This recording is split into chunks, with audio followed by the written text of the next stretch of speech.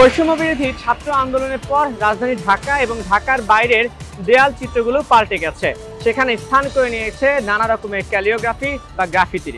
এই গ্রাফিতিটিও তেমনই একটি, যেটি শুধুমাত্র দেশ নয়, নজর কেড়েছে আন্তর্জাতিক গণমাধ্যমেরও।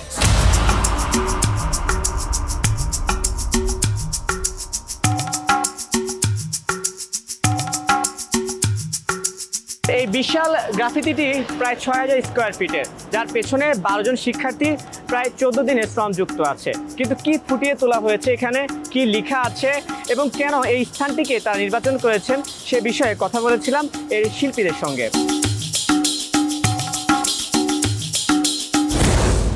আমরা বাংলাদেশটাকে বিশ্ব দরবারে প্রেজেন্ট করতে চাই। অ্যারাবিকে মেসেজটা ছিল আল কুওয়াতু ফিল ওয়াহদা, যেটার মর্মার্থ দাঁড়ায় যে একতাই শক্তি। এলো ভিশন মুশকিল আসান অফার, যে কোনো ব্র্যান্ডের পুরনো ফ্রিজ নিয়ে চলে আসুন ভিশন শোরুমে আর নিয়ে যান নতুন ভিশন ফ্রিজ।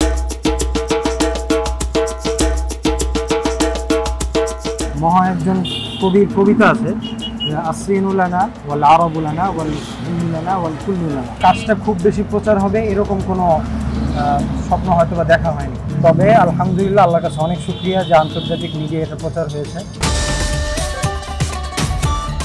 গ্রাফিতি একটা আন্দোলন, গ্রাফিতি হচ্ছে মনের ভাব প্রকাশ করে।